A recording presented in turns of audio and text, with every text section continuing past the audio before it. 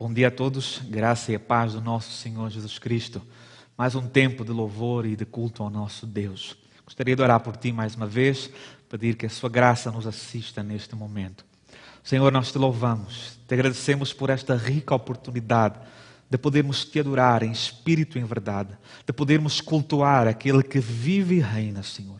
Que mais uma vez o Teu Espírito Santo visita as nossas vidas. Visita a todos aqueles que nos assistem, Senhor, ó Pai, nesta manhã. Que mais uma vez sejamos transformados pela Tua presença, pela Tua palavra, Deus. E que possamos te prestar a Ti um culto alegre e vibrante, louvando-te, ó Deus, por aquilo que o Senhor é em nossas vidas. Nós nos entregamos nas Tuas mãos, em nome de Jesus. Amém. Gostaria de ler o Salmo 46, apenas os primeiros 5 versos, e logo em seguida nós iremos louvar ao nosso Deus. O Salmo 46 diz assim: Deus é o nosso refúgio e fortaleza, socorro bem presente na angústia. Por isso, não temeremos, ainda que a terra trema e os montes afundem nas profundezas do mar. Ainda que as águas venham a rugir, a espumar, ainda que os montes estremeçam na sua fúria. Há um rio cujas correntes alegram a cidade de Deus, o lugar santo das moradas do Altíssimo. Deus está no meio dela e não será abalada.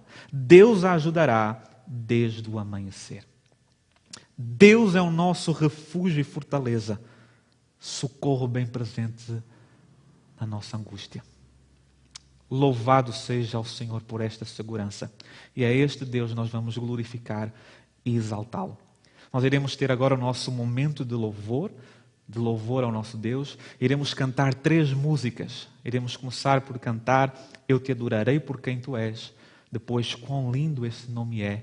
E terminaremos Tudo Vem de Ti, Senhor. Vamos louvar ao nosso Deus.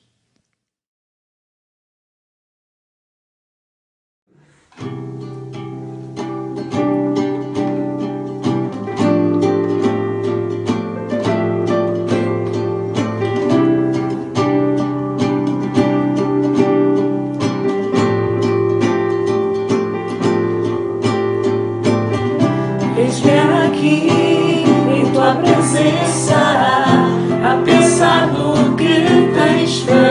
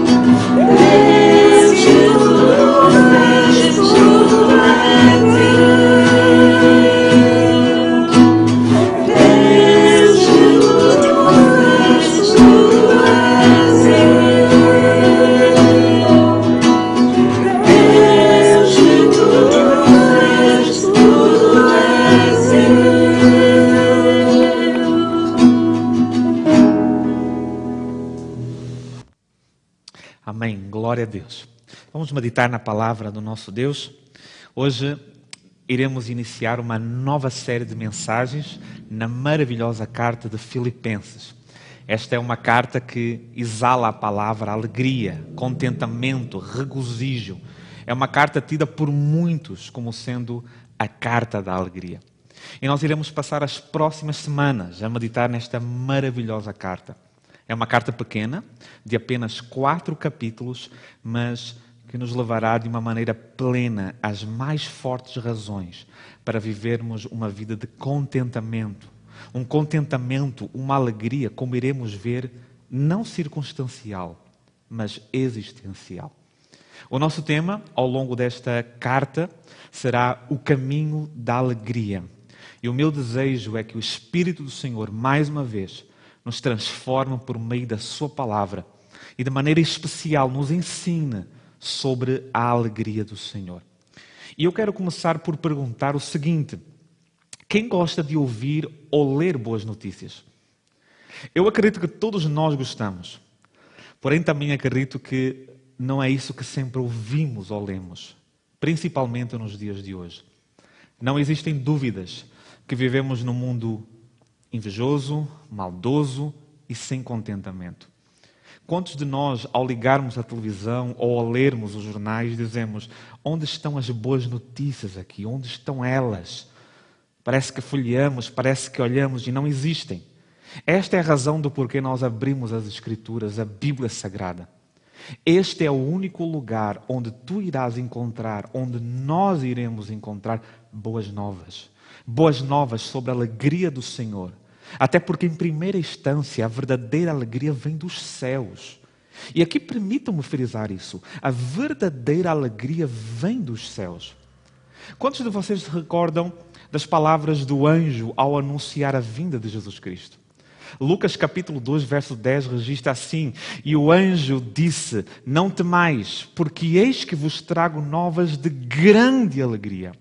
No grego, literalmente, é mega alegria, grandiosíssima alegria, boas de grande alegria, que será para todo o povo, para todas as pessoas, pois hoje na cidade de Davi vos nasceu o Salvador, que é Cristo o Senhor.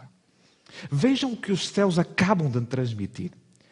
E aqui está o contraste. Enquanto não existe alegria na terra, existe alegria no Senhor. E o que acontece é que o Senhor trouxe alegria ao mundo. E essa grande alegria teve um nome: Jesus Cristo. O que significa que Jesus e a alegria estão juntos. De modo que não poderemos ter um sem ter o outro. O que nos faz concluir que se estás a buscar alegria neste mundo, nunca encontrarás. Porém, se buscares a alegria no Senhor, tu poderás encontrar e ter alegria, não importando o que esteja a acontecer no mundo, porque a alegria é do Senhor. Ela não vem do mundo, mas vem do Senhor para o mundo e se estende ao reino de Deus. E ela veio em Jesus. E este é o grande tema aqui de Filipenses, é sobre a alegria. Filipenses é o guia de Deus para a alegria. A alegria, de acordo com as Escrituras, é a nossa força. Neemias 8, verso 10 vai dizer: a alegria do Senhor é a vossa força. Então eu gostaria, antes de lermos o texto de hoje, de falar um pouco sobre esta carta, sobre esta igreja aqui a quem estava a ser dirigida esta carta de Filipenses. Se lermos o livro de Atos, no capítulo 16, iremos encontrar a menção de uma região chamada Filipos, de onde iria surgir a igreja de Filipenses. A igreja a quem esta carta está sendo endereçada. Quem fundou esta igreja foi o apóstolo Paulo. O apóstolo Paulo encontrava-se a caminho da sua segunda viagem missionária e o seu objetivo primeiro era levar o evangelho a outros lugares da Ásia. Porém, aprove ao Senhor mudar os planos e desviar a missão para o Ocidente.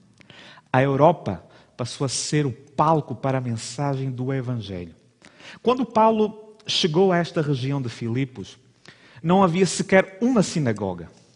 O que Paulo costumava fazer nas suas viagens de propagação do evangelho, de implantação de igrejas, era primeiramente ir à sinagoga falar aos judeus e depois saía ou para a praça pública ou para os mercados para se encontrar e falar com os gentios.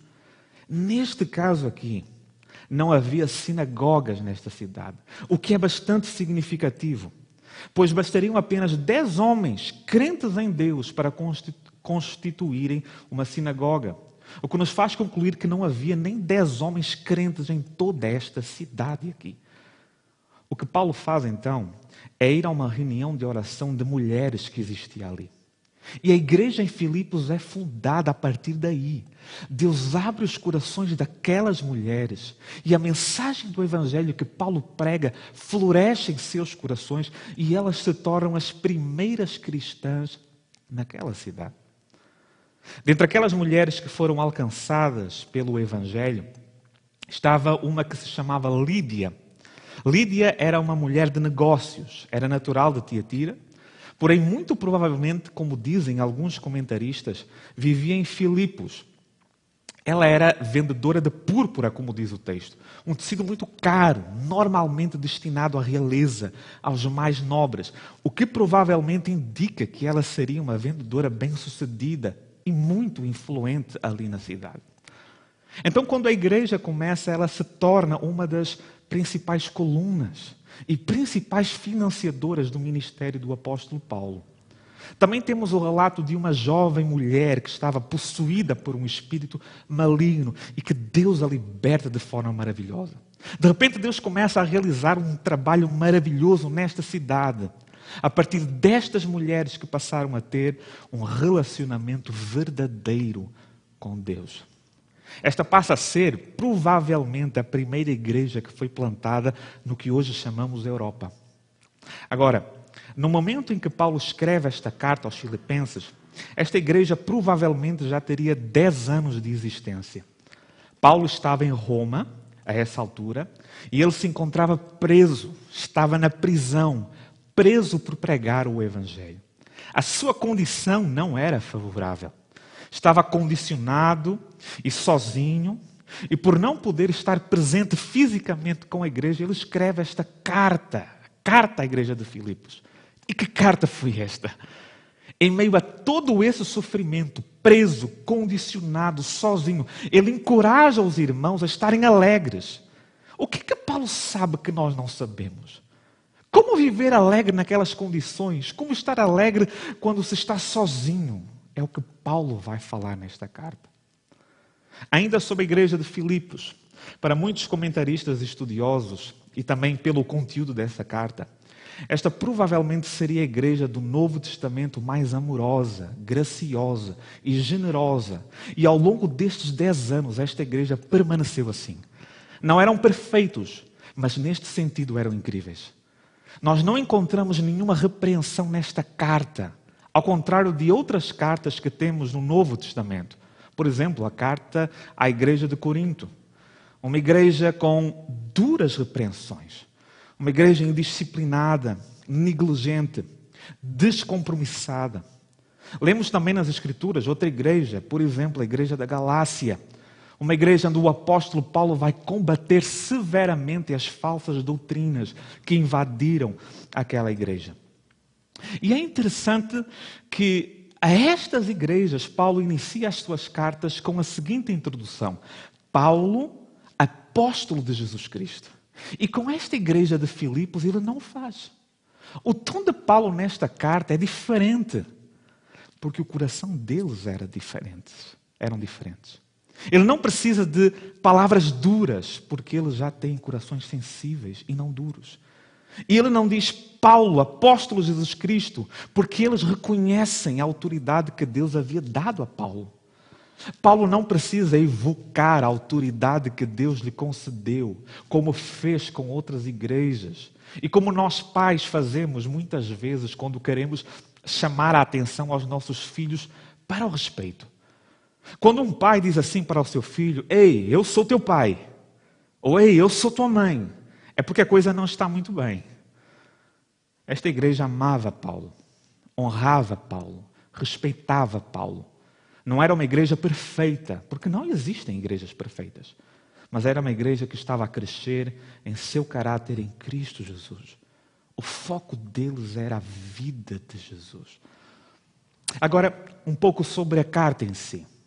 O livro de Filipenses, ou a carta de Filipenses, tem apenas 4 capítulos. É uma carta pequena, porém muito encorajadora e cheia de conselhos que nos guiam para a alegria.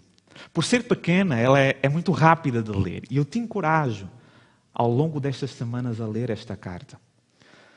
Como eu falei, o tema de Filipenses é a alegria. Nos 104 versículos que compõem os 4 capítulos de Filipenses, Paulo fala da alegria, de contentamento 19 vezes. Agora deixem-me dizer-vos isto. Muitas vezes as pessoas não pensam assim, mas fé cristã e alegria, elas caminham juntas. Ao longo das Escrituras, cerca de 2.700 vezes a Bíblia usa palavras como alegra-te, regozija-te, celebra. E todas elas juntas significam a mesma coisa. Deus é tremendo e pode tornar a vida incrível, mesmo que a vida não pareça incrível. É disto que se trata. É de uma alegria que desce e que veio de maneira perfeita na pessoa bendita de Jesus Cristo, na qual, segundo a Bíblia, e em especial Filipenses, a parte dele, não podemos encontrar verdadeira alegria. E vejam algo aqui nesta carta.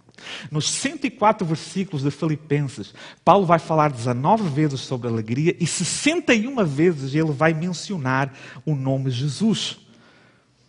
E aqui não precisamos pensar muito para concluir que a alegria e Jesus andam juntas. Estamos aqui na carta da alegria, e na carta da alegria, onde a palavra mais proeminente é alegria, contentamento, a única palavra que supera é Jesus. Porque Jesus e a alegria andam juntas. Não existe como ter uma profunda e duradoura alegria sem Jesus. Esta é a grande ideia aqui. Então eu quero te convidar a ler comigo os primeiros versos deste capítulo de Filipenses. Hoje meditaremos até o verso 14. E eu gostaria de dividir estes 14 versos desta maneira. Primeiro, olharmos para os primeiros 5 versos. Vamos ler então os primeiros 5 versos. O texto começa assim, Paulo começa assim. Paulo e Timóteo, eles são amigos, companheiros, estão a trabalhar juntos no ministério. Servos, vamos falar sobre isto, de Cristo Jesus a todos os santos. Também vamos falar sobre isto aqui. Em Cristo Jesus, que estão com os bispos e diáconos em Filipos, é a cidade onde vivem. Graça a vós e paz da parte de Deus nosso Pai e do Senhor Jesus Cristo. E ela diz, dou graças ao meu Deus todas as vezes que me lembro de vós, fazendo sempre súplicas por todos vós, em todas as minhas orações, com alegria, em razão da vossa cooperação na causa do Evangelho, desde o primeiro dia até agora. A carta abre assim, Paulo e Timóteo, servos de Cristo Jesus. A todos os santos em Cristo Jesus. Eu gostaria de primeiro chamar a nossa atenção para estas duas palavras, servos e santos. Primeiro, servos. Por incrível que pareça, existe uma alegria divina no ser servo, em servir. De maneira graciosa, Deus derrama alegria naquele que serve. Paulo abre esta carta a usar a palavra servo. Um servo é aquele que não é centrado em si mesmo, mas procura atender às necessidades dos outros. Ele não existe exclusivamente para si, mas ele se envolve com os outros. Isto é um servo. E reparem, nós servimos a um Deus que nos serviu. Jesus foi servo e isso é radicalmente contracultural em todas as culturas. Existe um livro do Antigo Testamento escrito cerca de 700 anos antes de Jesus entrar na história humana, que se chama Isaías. Do capítulo 42 ao capítulo 66, toda essa sessão é sobre alguém que estava para vir, e esse alguém que estava para vir viria como servo. Ele seria servo. Jesus veio, e ele mesmo testificou, ao ler uma porção do livro de Isaías, que este servo que viria era ele mesmo, Jesus Cristo.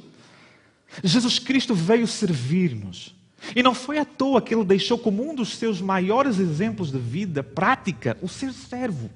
Existe algo de extraordinário aí. E se Ele, de certa forma, se dispôs a servir humildemente, então para nós deve ser algo alegre seguir o seu exemplo e encontrar um lugar para servir. No Evangelho de Mateus, o autor registra uma discussão que estava a haver entre os discípulos de Jesus. E a discussão era sobre qual deles era o maior. Era sobre isso que eles estavam ali a discutir.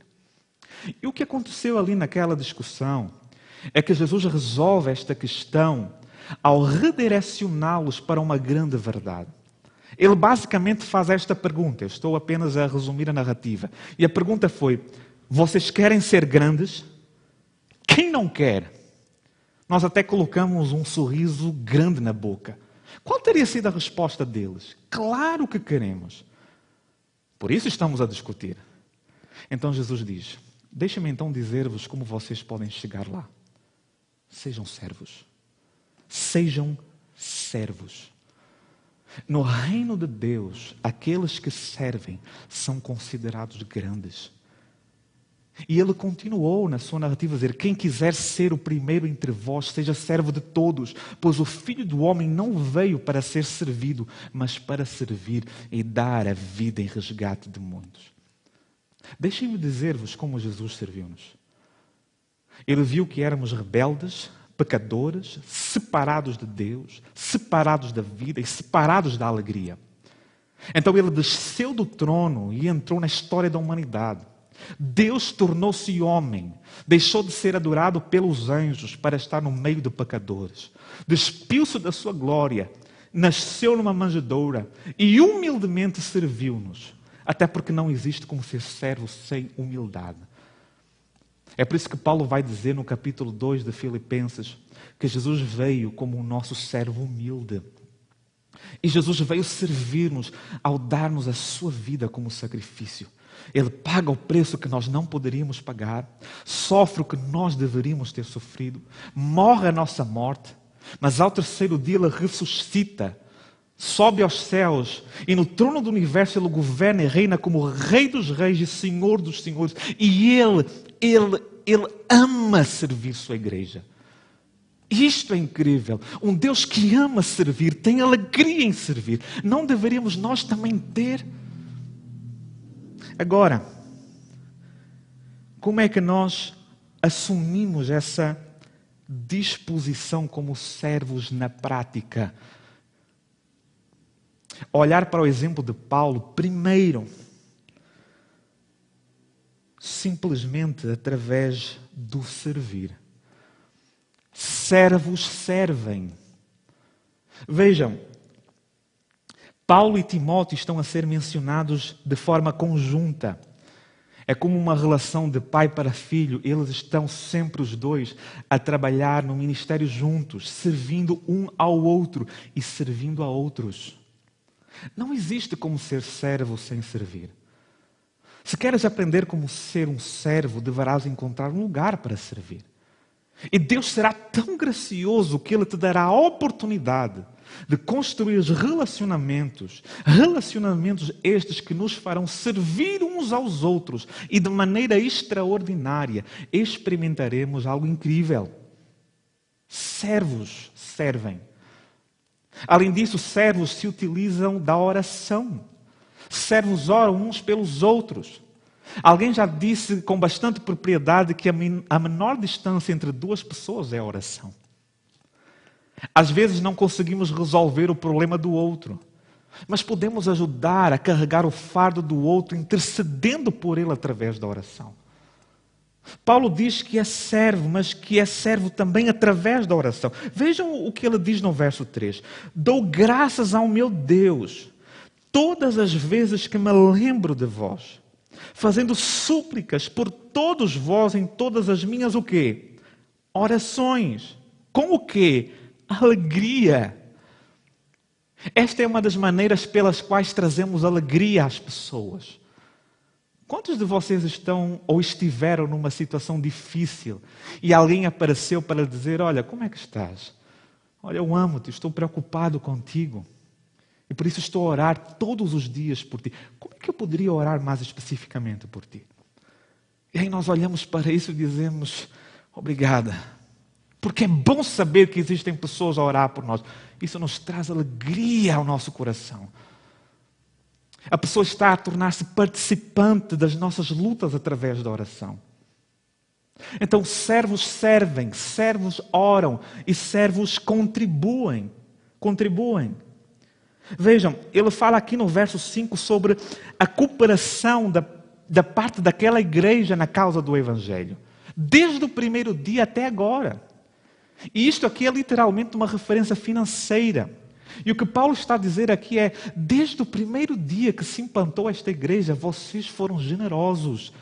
E ao longo destes 10 anos que já se passaram, vocês continuaram e continuam consistentes na vossa generosidade, contribuindo para o avanço do reino de Deus, na qual também eu estou inserido. Cooperadores. Pessoas que se juntam por uma causa comum, a causa do Evangelho, e por isso contribuem alegremente. Então nós servimos a servir, nós servimos a orar, nós servimos a contribuir, e ao fazer estas coisas de maneira surpreendente, Deus irá aumentar a nossa alegria, como fez com Paulo, porque existe alegria no servir, ser servo. A outra palavra aqui é santo. O que é que santo tem a ver com ter alegria? Primeiro, para muitas pessoas esta palavra santo é muito forte. Quantos de nós olharmos para nós mesmos não nos vemos assim, santos? Porém, Paulo chama os irmãos daquela igreja de santos. Para muitos seria: como assim santos? Mas eles são pecadores, não são perfeitos, só Deus é santo. Então como é que explicamos isto aqui? Paulo estava errado ao chamar os crentes de santos? Provavelmente a dificuldade de entendermos isto é porque a nossa compreensão de santo é mais uma compreensão de tradição cultural do que bíblica. Biblicamente, como é que alguém se torna santo? Biblicamente não é cumprindo, por exemplo, 10 requisitos, 15 requisitos, 20 requisitos. Mas biblicamente é através de um passo. O verso 2 diz assim: graça e paz da parte de Deus nosso Pai e do Senhor Jesus Cristo. Se tu estás em Cristo Jesus, tu tornas-te santo. Ponto. Talvez muitos dirão: mas eu não mereço. É por isso que existe a palavra graça. Talvez muitos dirão: eu não me sinto muito confortável com isso. É por isso que a Bíblia diz que a graça vem com paz. Nós precisamos ver-nos como Deus nos vê. E se tivéssemos que escolher apenas uma palavra, que palavra tu escolherias para descrever a maneira como Deus te vê? Que palavra escolherias? Biblicamente, escolheríamos pecadores. Todos somos pecadores. Agora aqui está a grande verdade, a grande boa notícia, o Evangelho. O Evangelho nos diz que em Cristo Jesus nós nos tornamos pecadores remidos, pecadores transformados, regenerados e por meio da sua graça, santos aos olhos de Deus. Todos aqueles que estão em Cristo Jesus, por meio da sua graça, são santos aos olhos de Deus. Deus não nos vê mais em nossos delitos ou pecados, mas nos vê agora sob o sacrifício puro, imaculado daquele que é santo, Jesus Cristo. O puro que é Cristo Jesus está entre nós e Deus, de maneira que todos aqueles que estão em Cristo são vistos como santos aos olhos de Deus. Continuamos imperfeitos, pecadores, porém pecadores remidos, porque em nós agora habita Cristo, aquele que morreu em nosso lugar, para que os nossos pecados fossem perdoados e a nossa vida remida. É por isso que a Bíblia fala de nova identidade, nova criatura, santos aos olhos de Deus. A condição é estar em Cristo Jesus. É uma mudança incrível. É por isso que, se estás em Cristo, existe um convite bíblico a regozijar-te, a alegrar-te. Não é à toa que a Bíblia diz que existe festa nos céus quando um pecador se arrepende. Estás em Cristo, alegra-te, regozija-te, pois em Cristo és uma nova criatura, as coisas velhas se passaram, eis que tudo se fez novo, tu nasceste de novo e os céus estão em festa. Existe uma alegria no ser servo, existe uma alegria no ser santo, e de maneira extraordinária, Deus quer que vivenciemos essa alegria. Dito isso, o apóstolo Paulo, nos versos 6 a 11, que é a nossa próxima divisão, ele vai falar-nos sobre a fonte da nossa alegria. E a fonte da nossa alegria está na fidelidade de Deus. Podemos viver alegres porque Deus é fiel. Ele está a trabalhar por nós, em nós e através de nós. É o que Paulo vai dizer agora. Verso 6 diz assim: estou certo, totalmente confiante, 100% seguro. Aquele, isto é Deus, que começou a obra em vós irá aperfeiçoá-la até o dia de Cristo Jesus. É justo que eu sinta assim a respeito de todos vós, pois estáis em meu coração, já que todos sois participantes comigo da graça, tanto nas minhas prisões, quanto na defesa e na confirmação do Evangelho. Deus é testemunha de que tenho saudades de todos vós. Ele expressa o seu desejo, como eu gostaria de estar com todos vós, com terna misericórdia de Cristo Jesus. E peço isto em oração, que o vosso amor aumente cada vez mais, no pleno conhecimento e em todo entendimento, para que aproveis as coisas superiores, a fim de serdes sinceros e irrepreensíveis até ao dia de Cristo, cheio do fruto da justiça que vem por meio de Jesus Cristo, para a glória e louvor de Deus. Deixa-me explicar a vida cristã desta maneira. A vida cristã é o que Deus faz por ti, é o que Deus faz em ti e é o que Deus faz através de ti. Esta é a vida cristã. Vejam, quando Paulo fala sobre o que Cristo fez por ti, ele menciona o Evangelho. A palavra Evangelho aparece muitas vezes em Filipenses. Por versículo, talvez é o livro que aparece mais vezes Evangelho do que em outro livro qualquer. E o que é que isso significa? Boas notícias. O que Ele fez e faz por ti serão sempre baseadas em boas notícias. Esta é a razão pela qual nós podemos nos alegrar. Cristo Jesus trouxe alegria ao mundo, e a boa notícia é o que Ele faz por nós, em nós e através de nós. A boa notícia é que Jesus viveu, Jesus morreu, Jesus ressuscitou, Jesus fez tudo isso por mim e por ti. Porém, Ele não apenas fez uma obra por mim, Ele faz também uma obra em mim. Vejam o que Paulo diz aqui no verso 6.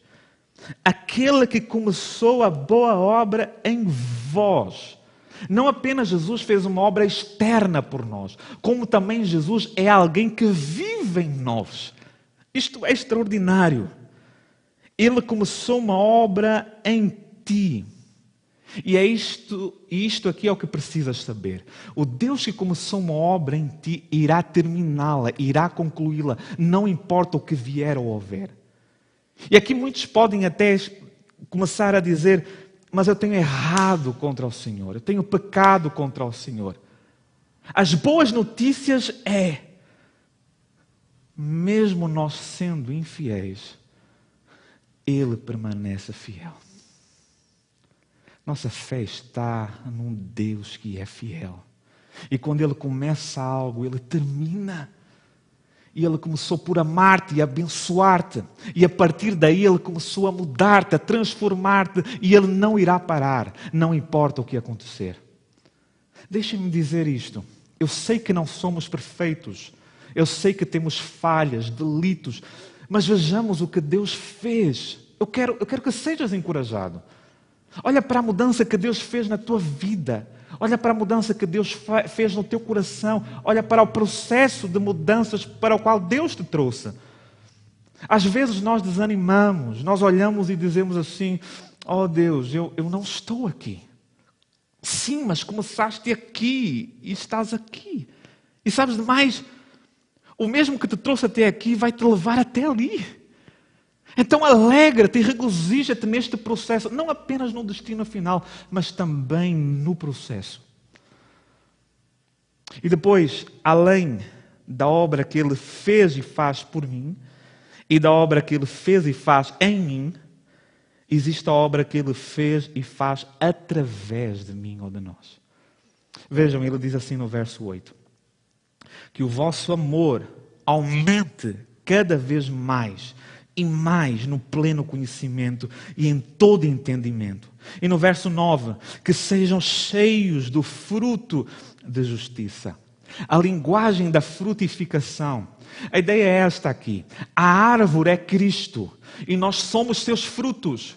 Frutos que são frutos porque estão conectados na árvore que é Jesus. E é a sua vida que está a dar frutos através de nós. É isto que Paulo está a dizer aqui. Ele está a dizer, existe uma possibilidade sem igual de vocês terem mais e mais e mais amor. Que o vosso amor aumente. E mais e mais e mais alegria. Porque se vocês se apegarem à fonte máxima e inesgotável da alegria e amor de Jesus, sempre poderão crescer em amor e alegria. É isto que a vida amorosa e alegre de Jesus faz por ti, em ti e através de ti. E isso muda como nós vivemos, muda como vemos Deus, muda como vemos os outros. Muda como nós nos vemos. Quando somos nutridos por Ele e estamos conectados com Ele, tudo em nós muda.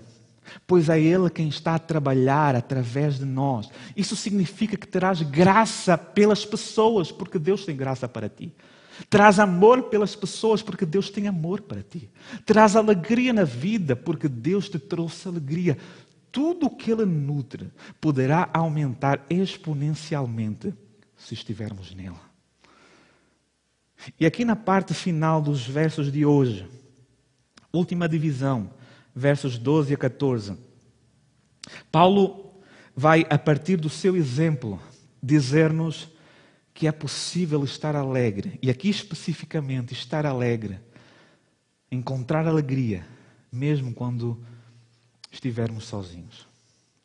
Às vezes nós nos encontramos assim, sozinhos.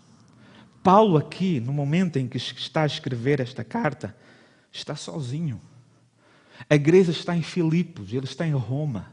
Seus amigos estão em Filipos, ele está em Roma. Seus amigos estão livres, ele está na prisão. Ele está sozinho. E isto é o que ele tem a dizer. Verso 12. Irmãos, quero que saibam que as coisas que me aconteceram contribuíram para o avanço do Evangelho. O quê? Ele parece estar feliz com a sua sentença de prisão. O que é que há aqui? O que é que Paulo está a dizer? Ele gosta de estar naquela situação? Ou uma de duas coisas. Ou ele não deve estar bem, ou ele realmente sabe algo que nós não sabemos. O texto continua. As coisas que me aconteceram contribuíram para o avanço do Evangelho, a tal ponto de ficar claro para toda a guarda pretoriana. Isto é, literalmente 9.000 soldados. A guarda pretoriana eram as forças especiais do nosso tempo. Os mais duros e treinados soldados romanos. E Paulo continua. Ficou claro para toda a guarda pretoriana e para todos os demais que é por Cristo que estou na prisão. Paulo está preso porque ama a Jesus. Ele está na prisão porque não para de falar de Jesus. Por isso o colocaram na prisão. E o que é que ele faz quando chega na prisão? Ele continua a falar de Jesus. Incrível. Verso 14. E animados pelas minhas prisões, a maior parte dos irmãos no Senhor tem muito mais coragem para falar sem medo a palavra de Deus. Quando a pressão chega sobre ti e tu permaneces fiel e a viver em Jesus, isso coloca coragem nas pessoas. Incentivar significa literalmente colocar coragem em alguém. Paulo está na prisão, todos estão a ver e ele diz: deixem-me encorajar-vos. Eu estou em problemas por falar acerca de Jesus. Sintam-se livres para falar sobre Jesus, porque as pessoas que têm problemas com Jesus precisam de Jesus. Reparem, Paulo não começou como um servo de Jesus, nem como um santo. Mas quem sabe da história, ele começou como um sujeito religioso que odiava Jesus. Porém, agora ele está mudado. E por isso ele sabe que Deus pode mudar qualquer pessoa. Então ele vai falar com eles sobre Jesus. E aqui deixa-me dizer isto. Paulo poderia ter sido julgado, colocado sobre as mãos dos piores homens da terra. Mesmo assim, ele se sentiria alegre, porque ele sabe o que lhe aconteceu. E se ele foi mudado e transformado, qualquer um pode ser mudado e transformado. Não porque ele pode, mas porque aquele que pode prometeu estar com ele. E ele sabe que em nenhuma circunstância, inclusive na solidão de uma cela, ele não estaria sozinho. Aqui está a vida dele. Ele teve cerca de uma década de ministério, onde dava em média cerca de 32 quilômetros por dia. Ele foi espancado, sofreu naufrágios, esteve à beira da morte várias vezes, repetidas vezes esteve preso e agora mais uma vez sozinho. Porém ele sabia que Deus não o havia abandonado. E esta é uma grande verdade se estamos em Cristo. Nós nunca estamos sozinhos. Sua presença estará sempre conosco por onde quer que estejamos. E aqui eu gostaria de encerrar com duas coisas que podemos aprender a partir deste exemplo que Paulo dá nestes últimos versos. Primeiro, podem as circunstâncias não mudar, mas a nossa mentalidade pode mudar. Reparem, Paulo, ele não diz tudo vai ficar bem porque ele não sabe. Ele poderá morrer na prisão, poderá ter uma sentença de morte, ele não sabe. As circunstâncias podem até não mudar, porém a mentalidade pode ser mudada. Vejam, a maioria de nós, nessas circunstâncias, veríamos isso como uma catástrofe. Porém, Paulo vê como uma oportunidade. 11 vezes em Filipenses, Paulo vai falar de mente ou de mentalidade. E o que ele quer é que à medida que estejamos a olhar para o que seria uma catástrofe, nós peguemos nisso tudo e levemos cativo em nosso pensamento, em obediência a Cristo e procuremos nisso uma oportunidade. E é o que ele faz aqui. Ele diz, sabem, existem 9.000 soldados aqui. Jamais poderíamos pregar o Evangelho para estes, pois eles vivem separados de nós, com acesso restrito. Porém agora estou na prisão. E sabem que mais? Eu tenho uma oportunidade de ouro para falar do Evangelho a eles, daquilo que me dá alegria. De outra maneira não seria possível. E além do mais, tenho um sempre acorrentado a mim. Todos os dias havia troca de soldados, então ele ia falando de vez a vez. Reparem, Paulo não estava conturbado a pensar, quem será desta vez que vai estar acorrentado a mim? Que não seja pior do que ontem. Não, ele via todos esses, os brutamontes, duros, cruéis, como uma oportunidade de falar o Evangelho, de mostrar a sua alegria. Às vezes Deus coloca alguém em nossas vidas, e muitas vezes a primeira reação nossa é, Deus, por que colocaste este aqui? Assim eu vou ficar louco. E Deus diz, eu quero te usar para transformares a vida dele. O que parece ser um castigo para nós, na verdade pode ser um ministrar para a vida dele. O que para nós poderia ser penoso, na verdade pode ser transformador para o outro. Uma nova mentalidade. Segundo, nós precisamos de um propósito maior que a nossa dor e maior que o nosso problema. Pergunta, será que Paulo estava a sentir dores na prisão? Sim. Será que ele estava em problemas? Bastantes. Porém, eis o que acontece. Ele tem um propósito maior. Propósito maior que a sua dor e maior que o seu problema. E qual era o seu propósito? Jesus Cristo. tornar Jesus Cristo conhecido, fazer com que todos possam experimentar o que Ele experimentou em Cristo Jesus. Uma alegria imensa por ter sido alcançado por Ele. Uma alegria imensa por saber que jamais Ele irá estar longe dele. Uma alegria imensa por saber que, apesar de estar a passar por tudo aquilo, Ele estava a ser agraciado pela maravilhosa presença do Senhor. É justamente esta alegria que Deus quer dar a cada um de nós. É esta alegria que vem dEle e somente dEle. E sabem de uma coisa? Deus quer que desfrutemos disso, não amanhã, não no futuro, mas hoje, no nosso presente, e isso é possível. Esta é a mensagem de Filipenses. É possível experimentarmos esta alegria. É possível viver alegre, não apenas quando tudo está bem, mas também quando tudo não está bem. Pois a alegria do Senhor não é um momento, mas é um estado. Aleluia! Aleluia! Vamos orar ao Senhor e vamos pedir que esta alegria do Senhor, mais uma vez, ela venha alcançar as nossas vidas. Eu não sei como está o teu coração nesta manhã. Eu não sei como estão os teus sentidos, as tuas emoções. Talvez já há algum tempo que tu não experimentas ou sabes o que é uma vida de contentamento.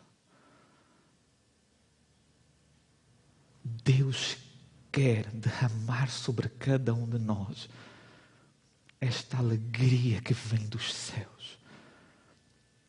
Pois a verdadeira alegria começou nos céus. Ela veio à terra. E agora está acessível a todos aqueles que se chegam a Ele. Deus, eu quero orar por cada um dos meus irmãos. Eu não sei como cada um tem vivido. Não sei se as frustrações, se as dificuldades têm se sobreposto a este ideal cristão. Alegria. Mas aqui estamos nós, Senhor, mais uma vez, encarecidamente pedindo para que o Teu Espírito venha mais uma vez superabundar em nós com a Tua graça, nos fazendo experimentar de forma imensurável esta alegria que o Senhor tem para nós. Uma alegria que não é apenas reservada para o futuro, mas que pode ser experimentada no presente. Pois temos-te a Ti, a alegria em sua plenitude. Queremos viver nessa perspectiva, Senhor. Obrigado por seres fiel, ó Pai, apesar de nós mesmos. Obrigado porque o Senhor um dia nos alcançou apesar de nós mesmos.